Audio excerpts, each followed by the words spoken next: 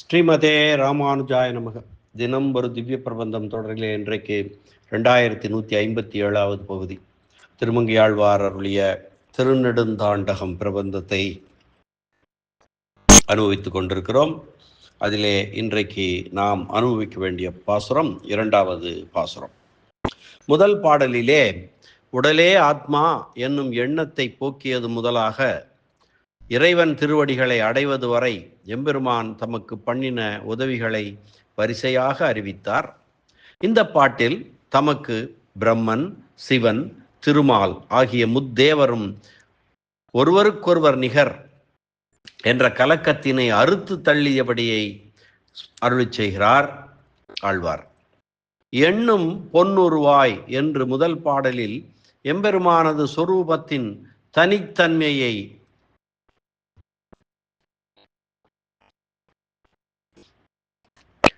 தனித்தன்மையின் சிறப்பை சொன்ன போதே இதுவும் அதில் குறிப்பு பொருளாகாதோ என்று என்றால் சிங்கநோக்காக முன்னர் சொன்ன உதவிகளை திரும்பவும் பார்த்து அல்லாத உதவிகளை அனுபவித்து முடித்தாலும் முத்தேவரும் நிகர் என்னும் சந்தேகத்தை அறுத்து தந்த உதவியை அனுபவித்து முடிக்க முடியுமோ என்று அந்த உதவியின் சிறப்பினை நோக்கி அதனை மீண்டும் வெளிப்படையாக சொல்லுகிறார் இப்பாசுரத்திலே.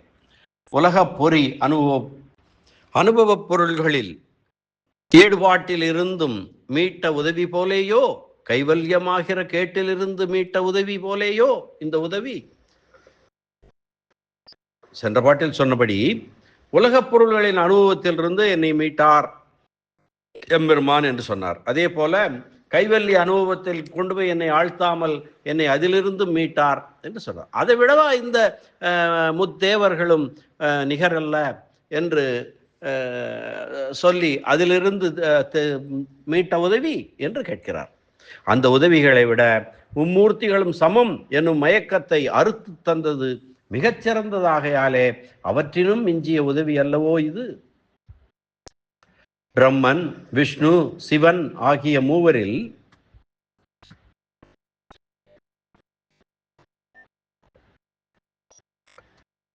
பிரம்மனும் சிவனும் ஆகிய இருவர் அடியார்களாய் சேஷமாகவும், விஷ்ணு ஆகிய ஒருவன் தலைவனாகவும் சேஷியாகவும்,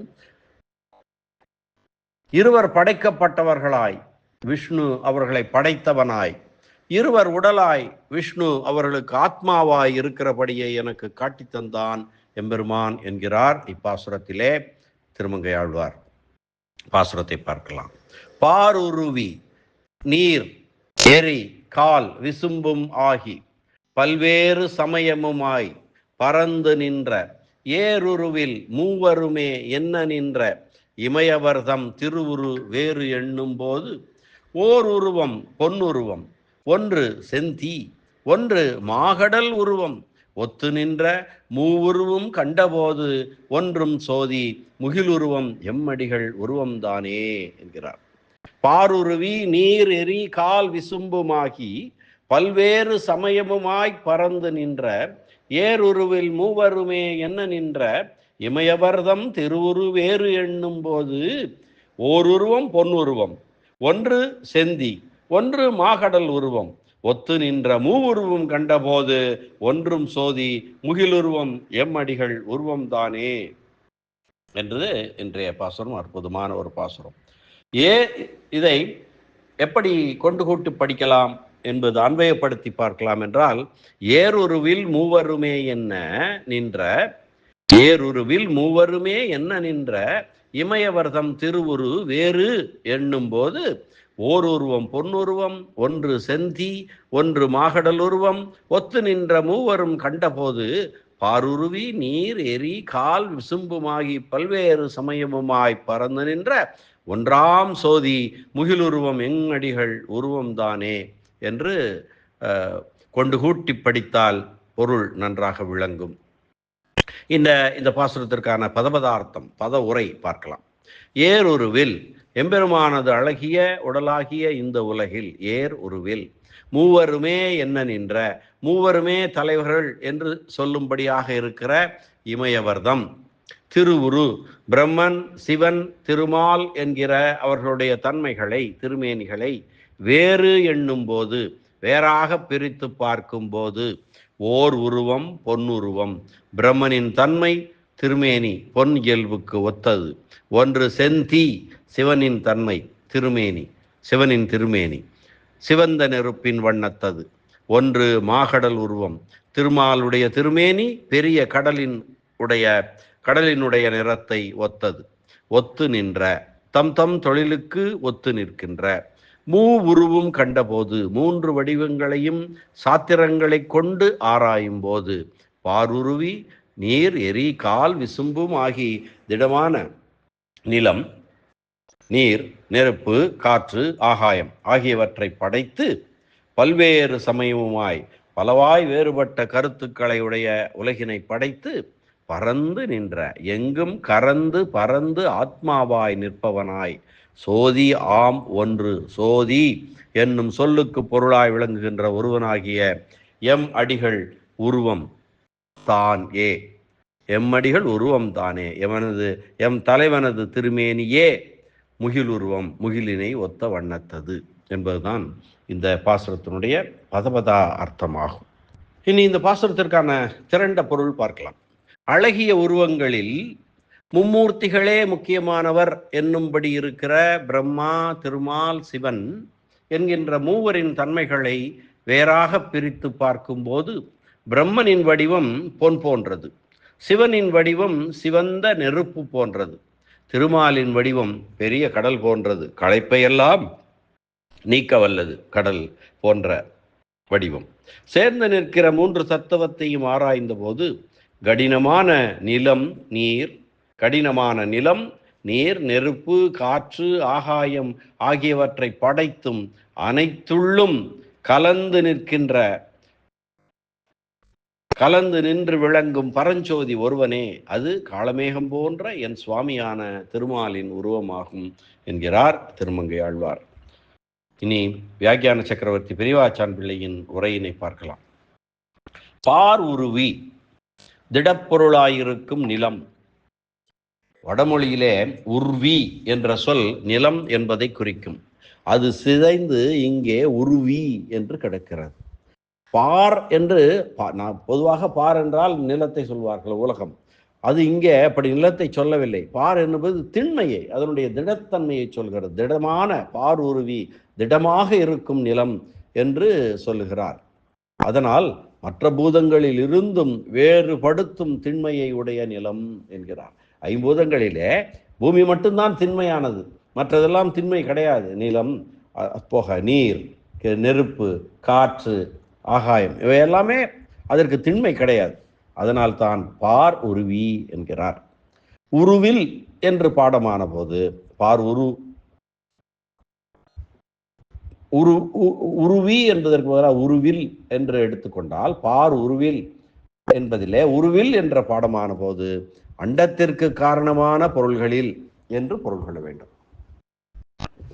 அண்டத்திற்கு காரணமான பொருள்களில் நிலம் நீர் தீ காற்று வானம் ஆகிய ஐம்பூதங்களையும் படைத்து என்பது முதல் அடியின் பொருளாகும். ஏனைய அக்ஷரம் அவ்யக்தம் மகத் அகங்காரம் என்கிற பொருள்கள் அண்டத்திற்கு காரணம் அல்லவா, காரணம் இல்லையா என்று கேட்டால் என்ற கேள்வி எழலாம். அப்படி என்றால் அவற்றை காட்டிலும் பருப்பொருளாயிருக்கையாலும் அண்டத்துக்கு நேரடியான காரணமாயிருக்கையாலும் தொடர்ச்சி மாறாமல் நாள்தோறும் படைக்கப்படும் இவ்வுலக பொருள்களுக்கு பயன்படுதலாலும் சிறப்பாக ஐம்பூதங்களின் படைப்பை மட்டும் சொல்லுகிறார். பராசர முனிவரும் தம் விஷ்ணு புராணத்திலே பூதேப்பிய அண்டம் என்று பூதங்களில் இருந்து அண்டம் படைக்கப்பட்டது என்றார். படைப்பின் வரிசையை பார்த்தால் முதலில் வானத்தை தான் சொல்லியிருக்க வேண்டும். ஆகாயம் அதைத்தான் முதலில் சொல்லியிருக்க வேண்டும். வானம் காற்று தீ நீர் நிலம் என்பதுதான் படைப்பின் வரிசை.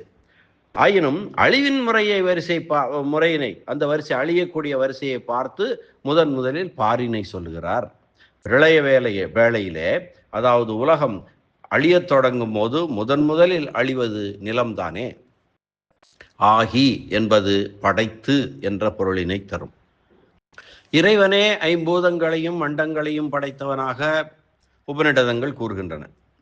ஆகாஷாத் வாயு வாயோர் அக்னிஹி அக்னியோர் அக்னேராபக அத்தப்ய அத்ய பிருத்வி. தைத்திரிய ஆனந்தவலியிலே வரக்கூடிய ஸ்லோகம் இது. வானத்திலிருந்து காற்றும், ஆகாசாத் வாயு, ஆகாசத்திலிருந்து வானத்திலிருந்து காற்றும், காற்றிலிருந்து தீயும், வாயோர் அக்னிஹி, தீயிலிருந்து நீரும், அக்னேராபக, தீயிலிருந்து நீரும், நீரிலிருந்து நிலமும், அத்யக பிருத்வி என்று சொல்லப்பட்டிருக்கிறது. ஐம்பூதங்களே ஒன்றுக்கொன்று படைப்பதாக சொல்லப்பட்டிருக்கும் போது இவற்றுக்கெல்லாம் இறைவனே படைப்பவன் என்று எப்படி சொல்லலாம் என்றால், தேஜ ஐக்ஸ்தக தேஜ ஐக்ஸ்தக ஆப ஐக்சந்த சாந்தோக்கியம் கூறுவது. இந்த வேத வாக்கியத்திலே தீ, நீர் முதலான அறிவற்ற பொருள்கள் சங்கல்பிப்பதாக கூறியது பொருந்தாமையாலே அவற்றை உடலாக கொண்டிருக்கும் சர்வேஸ்வரன் சங்கல்பம் செய்து அடுத்தடுத்த பூதத்தை இறைவனே படைப்பவன் என்பது விளங்குகிறது. அதாவது தீயிலிருந்து தீ நீரை படைக்கிறது என்றால், வாயோ அக்னியை படைக்கிறது என்று சொன்னால் இவை அறிவற்ற பொருள்கள். அவை எப்படி சங்கல்பிப்பதாக கூறுவது பொருத்தமாகும்?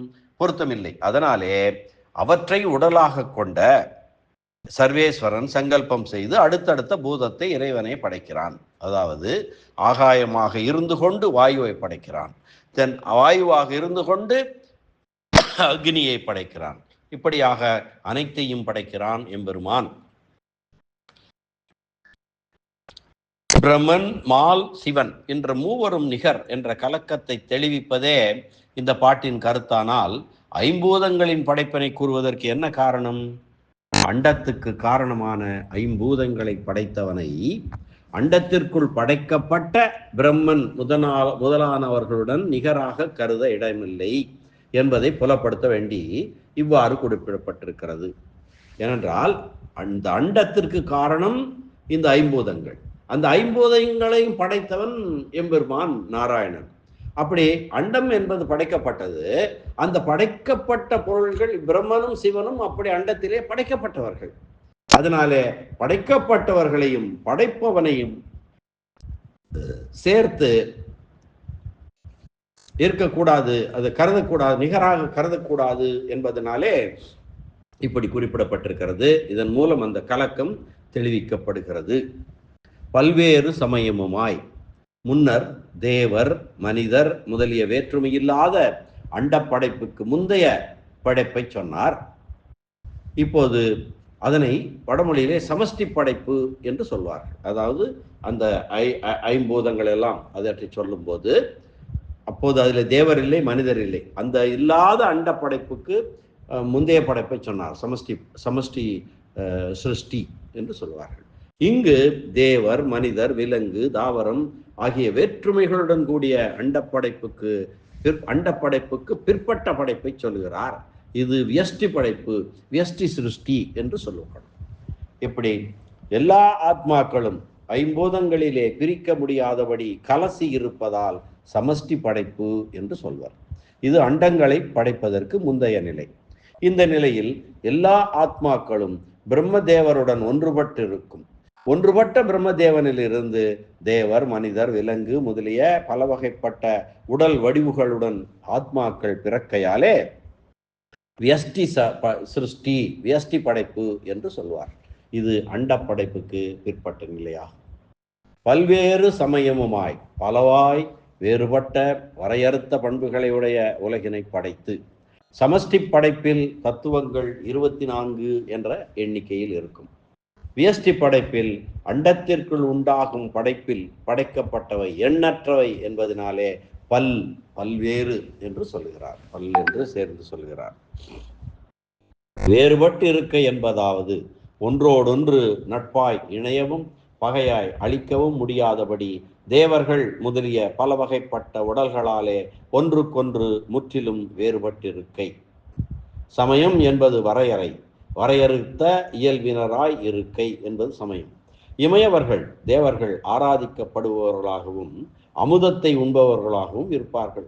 மனிதர்கள் வழிபடுபவராகவும் அன்னத்தை உண்பவராயும் இருப்பார்கள்.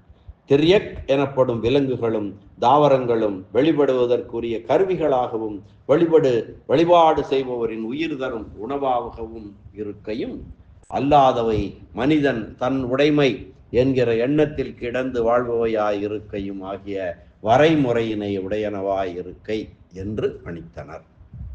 பறந்து நின்ற, பறக்கையாவது எல்லா பொருள்களிலும் உள்நுழைந்து ஆன்மாவாக கலந்து நிற்பது, பறந்து நிற்பது, எங்கும் எக்காலத்தும் இருக்கும் இறைவனுக்கு படைத்த பொருள்களில் ஏற்கனவே வியாபித்திருப்பவன் மறுபடி உள்நுழைகையாவது யாது என்றால், ஏற்கனவே அவன் எல்லா பொருள்களும் வியாபித்திருக்கிறான். அவன் மறுபடியும் எப்படி உள்ள நுழைய வேண்டியது என்ன என்று சொல்லப்படுவது எதனாலே என்றால், அவற்றின் பருவ வடிவங்களுக்கு ஏற்ப தன்னை அமைத்துக் கொள்தல். அதாவது முன்னர் சூட்சும நிலையில் பொருளை வியாபித்திருந்தவன் படைக்கப்பட்டதில் ஏற்பட்ட ஸ்தூலமான அமைப்பிற்கு அதற்கு தக்கபடி தன்னை அமைத்துக் கொள்வது.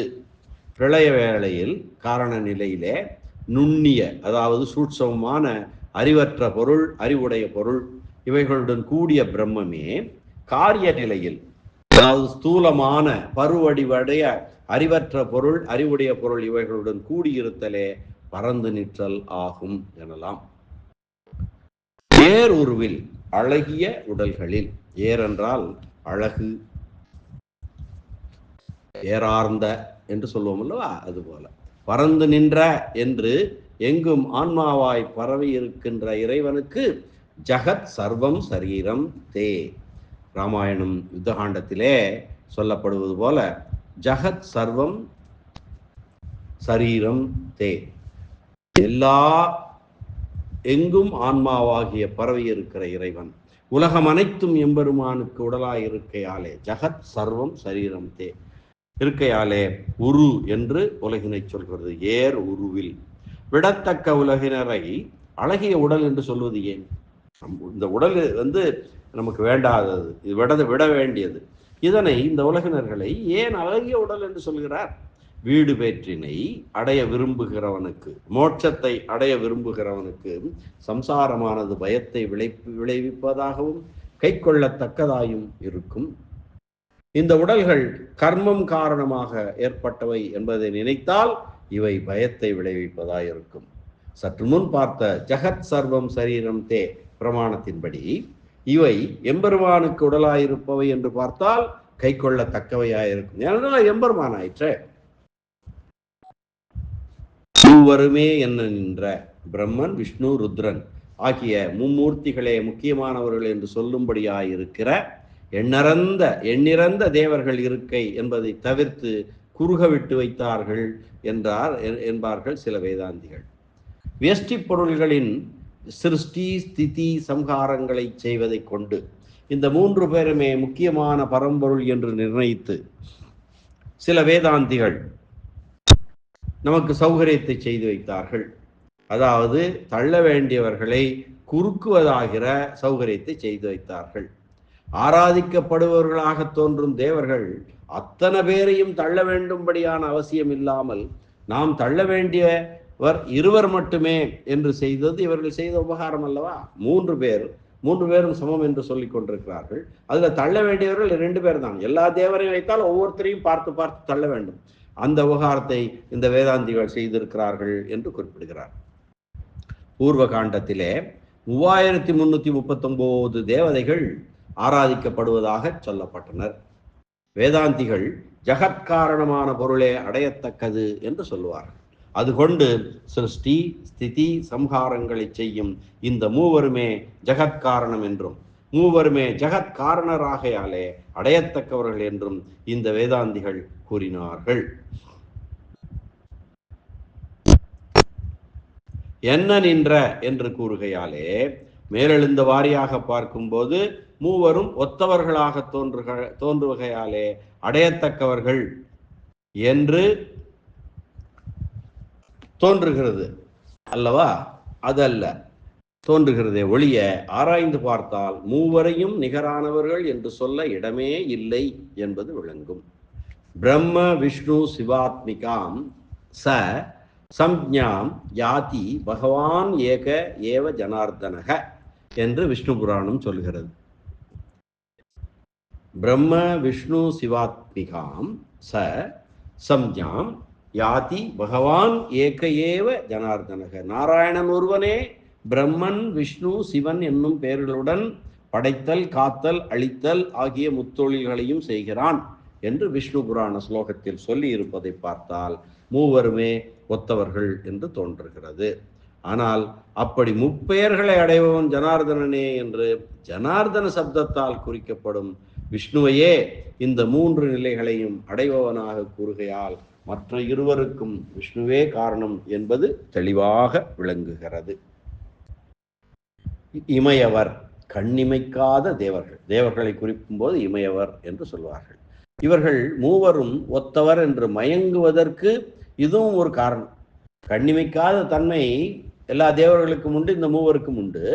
அப்படிப்பட்ட கண் இமைக்காத தன்மை ஒத்திருக்கையாலும் இவர்கள் மூவரையுமே தேவர்கள் என்று சொல்லுகையாலும் மூவருமே ஒத்தவர்கள் என்று சொல்லுவதற்கு இடம் ஏற்படுகிறது.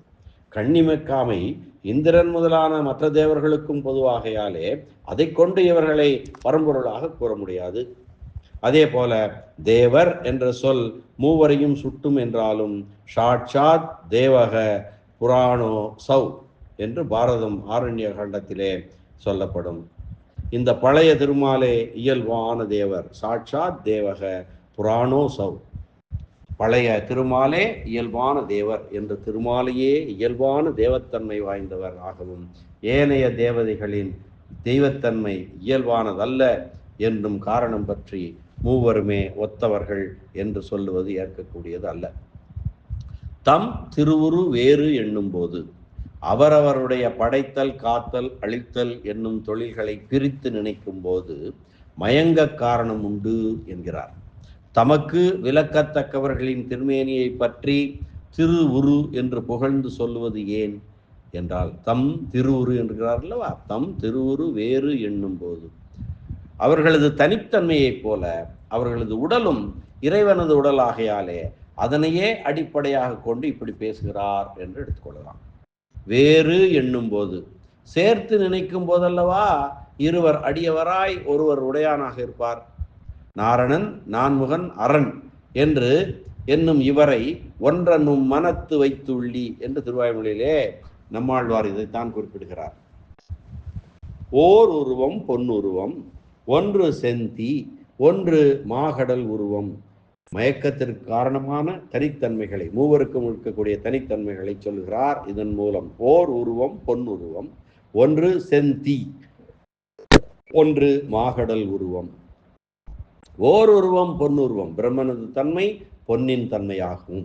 பொன் எல்லா நகைகளையும் பண்ணுவதற்கு தக்கதா இருக்கும் அல்லவா, அதைத்தான் குறிப்பிடுகிறார். அப்படியே பிரம்மதேவனின் இயல்பு 14 உலகங்களையும் படைத்ததற்கு தகுந்தது என தேற்றியிருக்கும். பிரம்மதேவன் எல்லா ஆன்மாக்களின் தொகுதியாகையாலே அவன் உடலில் இருந்தல்லவோ எல்லா பொருள்களும் படைக்கப்படுகின்றன. ஒன்று செந்தி, ஓர் இறைவனது தன்மை ஊழித்தீயை ஒத்தது, எல்லாவற்றையும் எரித்தல் தீயின் தன்மை. அப்படியே இச்சிவனுடைய தன்மையை பார்த்தால் உலகினை அழிப்பதற்கு ஈடாயிருக்கும்.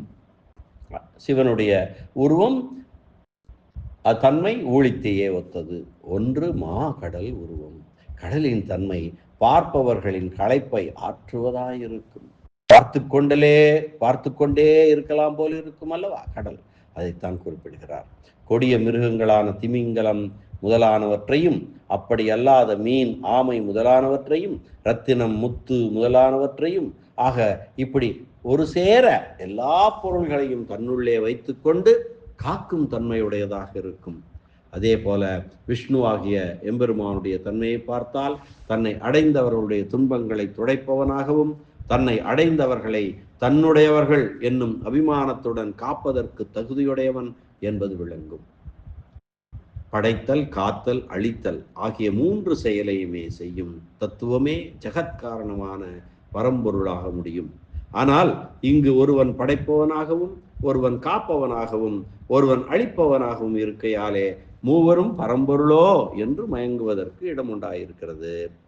ஒத்து நின்ற இப்படி முத்தொழில்களையும் உடையவர்களாக இருக்கையாலே இந்த மூவருடைய வடிவம் முறையே செந்நிறமாகவும் பொன்னிறமாகவும் கடல் நிறமாகவும் இருக்கிறது. இந்த வடிவங்கள் அவர்கள் செய்யும் படைத்தல் முதலான செயல்களோடு சேர்ந்திருக்கின்றன. ஆகையால் மயக்கத்துக்கு இடமளிக்கின்றன. அடுத்து இந்த மயக்கம் தீரும் வழியை சொல்கிறது. மூவுருவும் கண்டபோது இந்த மும்மூர்த்திகளையும் அவரவர்களை சொல்லும் வேதம் முதலான பிரமாணங்களாலே ஆராய்ந்த போது ஒன்று ஆம் சோதி, இந்த மும்மூர்த்திகளுக்குள்ளும் ஒருவனே ஆம் சோதியாயிருப்பவன், அல்லாதவை இரண்டும் அழியும் சோதி என்பது தம்பிரான்படி சொல்லுவது.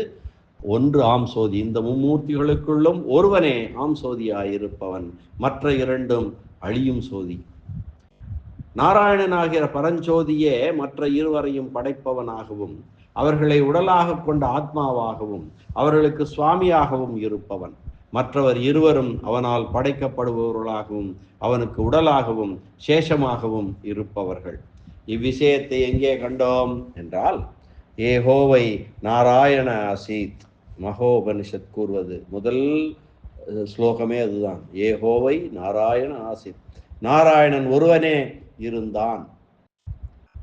முதலிலே உலக ஆரம்பத்திலே நாராயணன் ஒருவன் மட்டுமே இருந்தான். ஏகோவை நாராயணாசித் என்று சொன்னது. நா பிரம்மான ஈசானக ந இமே தியாவா பிருத்வி, பிரம்மனும் இல்லை சிவனும் இல்லை, இந்த வானமும் நிலமும் இல்லை என்று அறிவற்ற வானத்துடனும் நிலத்துடனும் ஒன்று சேர்த்து பிரம்மனையும் சிவனையும் பிரளய வேளையில் அழிந்தவர்களாக கூறுகிறது அந்த நாராயண உபனிஷத், மகோபனிஷத். ஏகோவை நாராயண ஆசீத் ந பிரம்மான ஈசான ந இமே யாவா பிருத்வி, பிரம்மனும் இல்லை, நாராயணன் ஒருவனே இருந்தான், பிரம்மனும் இல்லை சிவனும் இல்லை, இந்த வானமும் நிலவும் இல்லை என்று. சப்ரம்மா சசிவக, அவனே பிரம்மன் அவனே சிவன், தைத்திரி ஆனந்தவல்லி கூறுவது. சப்ரம்மா ச சிவக, அவனே பிரம்மன் அவனே சிவன். இப்படி இந்த முதலான வேத சொற்றொடர்கள் பிரம்மன் சிவன் ஆகியவர்களை ஜீவாத்மாக்கள் அடியவர்கள் என்று கூறுகின்றன. ஜீவான்மாவான இந்திரனோடு சேர்த்து சொல்லியதால் இவர்களும் ஜீவாத்மாக்கள் என்பது தெளிவாகிறது. ஏச சர்வபூத அந்தராத்மா, சுபால உபனிஷத் கூறக்கூடியது.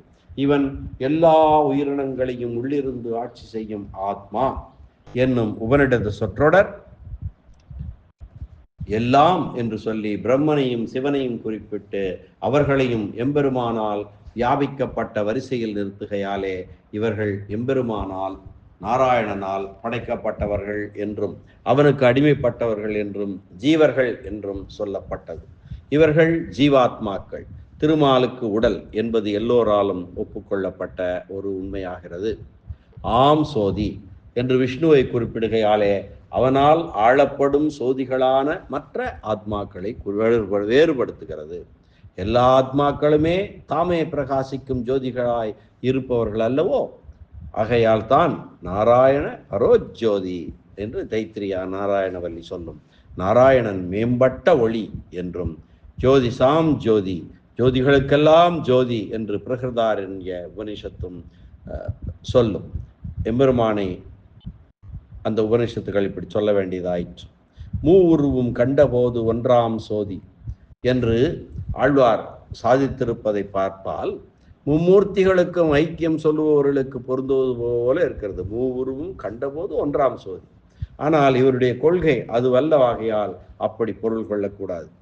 மேலும் முதல் பாசுரத்திலே மின்னுருவாய் என்று அசேதன தத்துவத்தையும், பின் உருவாய் என்று சேதன தத்துவத்தையும், பொன் உருவாய் என்று ஈஸ்வர தத்துவத்தையும் தனித்தனியே பிரித்து இவர் முதல் பாட்டிலேயே அருளி செய்திருப்பதாலும் இப்பாட்டிலும் ஏர் உரு என்று பிரம்மனையும் ருத்ரனையும் எம்பெருமானுக்கு உடல் என்று காட்டுகையாலும், நான்காவது பாட்டிலே இந்திரர்க்கும் பிரம்மனுக்கும் முதல்வன் தன்னை என்று இந்த இரு மூர்த்திகளுக்கும் காரணமாயிருப்பவன் விஷ்ணுவே என்றும் காட்டுகையாலும் அவர்கள் உரைக்கும் பொருள் இந்த பிரபந்தத்தின் மற்ற பிரகடனங்களோடு முரண்படும்.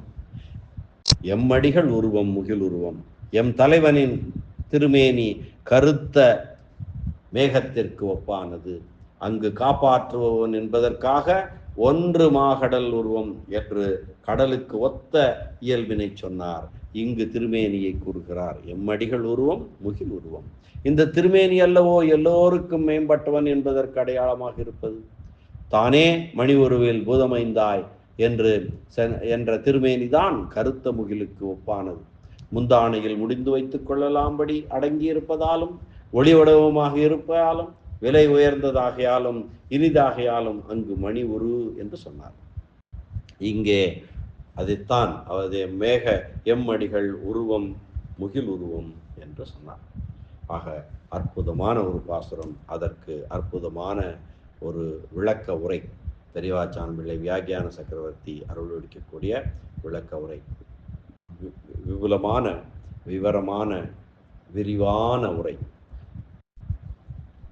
அனுபவித்தோம். மீண்டும் ஒரு முறை பாசுரத்தை அனுபவத்தை நிறைவு செய்வதற்கு முன்பாக பாசுரத்தை அனுபவிக்கலாம். பாருருவி எரி நீர் எரி கால் விசும்புமாகி பல்வேறு சமயமுமாய் பறந்து நின்ற ஏருருவில் மூவருமே என்ன நின்ற இமயவர்தம் திருவுரு வேறு எண்ணும் போது ஓருருவம் பொன்னுருவம் ஒன்று செந்தீ ஒன்று மா கடல் உருவம் ஒத்து நின்ற மூவுருவும் கண்டபோது ஒன்றும் சோதி முகிலுருவம் எம்மடிகள் உருவம்தானே. பாருருவி நீர் எரி கால் விசும்புமாகி பல்வேறு சமயமுமாய் பறந்து நின்ற ஏருருவில் மூவருமே என்ன நின்ற இமயவர்தம் திருவுரு வேறு எண்ணும் போது ஓருருவம் பொன்னுருவம் ஒன்று செந்தீ ஒன்று மாகடல் உருவம் ஒத்து நின்ற மூவுருவும் கண்டபோது ஒன்றும் சோதி முகிலுருவம் எம்வடிகள் உருவம் தானே என்ற இந்த அற்புதமான பாசுர அனுபவத்தை இந்த அளவிலே நிறைவு செய்வோம். மீண்டும் அடுத்த பாசுர அனுபவத்துடன் நாளை சந்திக்கலாம். நன்றி, வணக்கம். ஸ்ரீனிவாச வெங்கடேச ராமானுஜதாசன் திருவரங்கம். எம்பெருமான் நாராயணன் திருவடிகளே சரணம். அரட்டமுக்தி அடியார் செய்யும் கலிகன்றி கலியன் பரகாலன் திருமங்கையாழ்வார் திருவடிகளே சரணம். வியாக்கியான சக்கரவர்த்தி உரைப்பெருமன்னர் ராமாயண பெருக்கர் பரம காருணிகர் பெரியவாச்சான் பிள்ளை திருவடிகளே சரணம். ஆழ்வார் எம்பெருமானார் ஜீயர் திருவடிகளே சரணம் சரணம்.